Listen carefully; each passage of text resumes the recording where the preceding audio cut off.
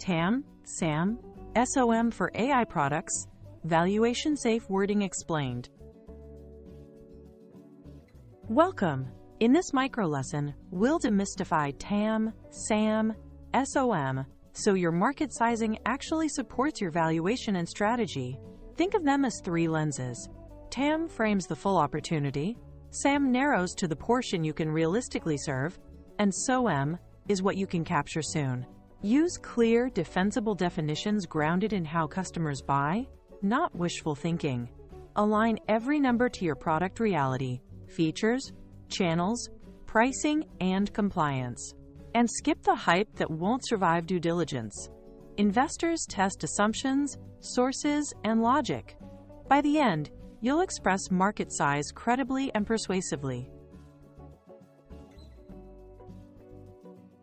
Define TAM by the customer's job to be done, not buzzwords.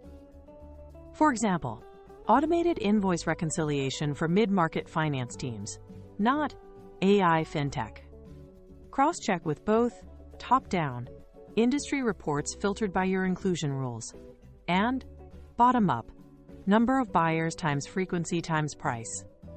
State inclusions/exclusions explicitly. Industries, company sizes, compliance limits, and channels you do not serve. Cite credible, current sources with dates, so growth rates and structures are transparent. The result?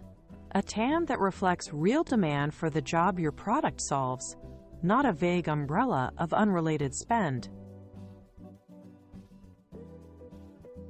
Your SAM is the portion of TAM your product can serve today.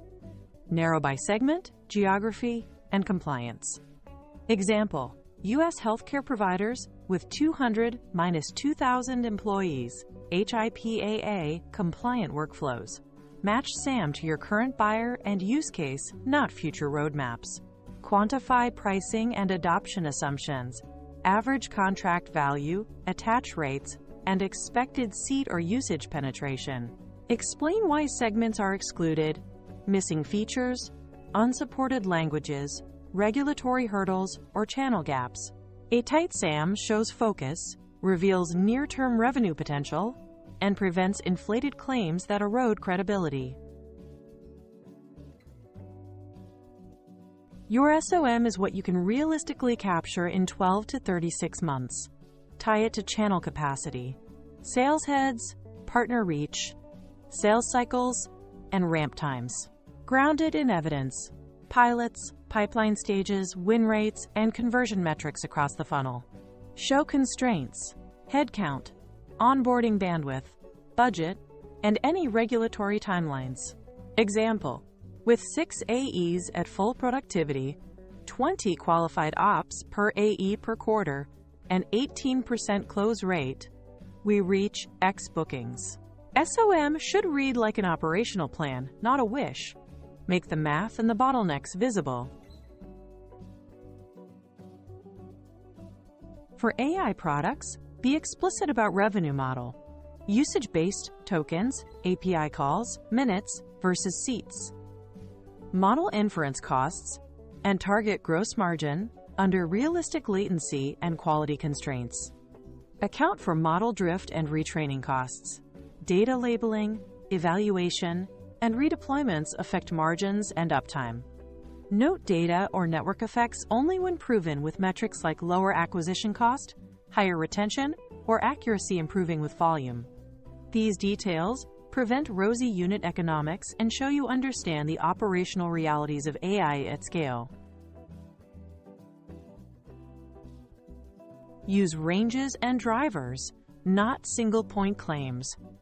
$1.20, $1.6 billion TAM, driven by compliance adoption and pricing at $X $Y.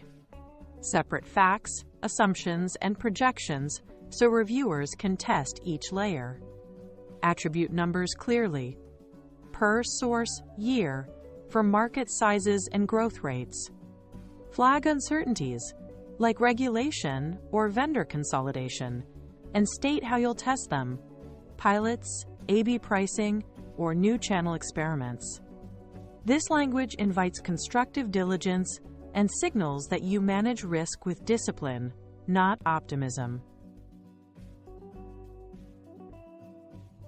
Avoid claiming TAM equals total industry revenue.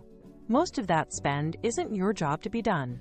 Skip the "if we get 1% math" unless you explain the path, channels, capacity, and timelines.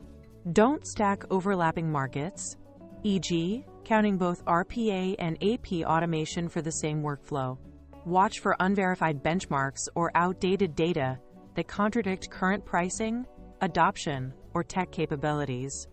Each of these weakens credibility and invites heavy haircutting in diligence.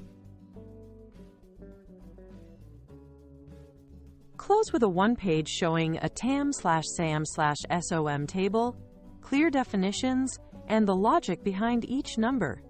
Add footnotes for methods, sources, and dates.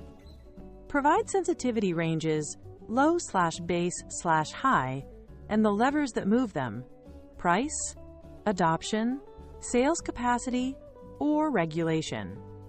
Finally, connect market size to your go-to-market plan, ICP, channels, sales productivity, and product roadmap.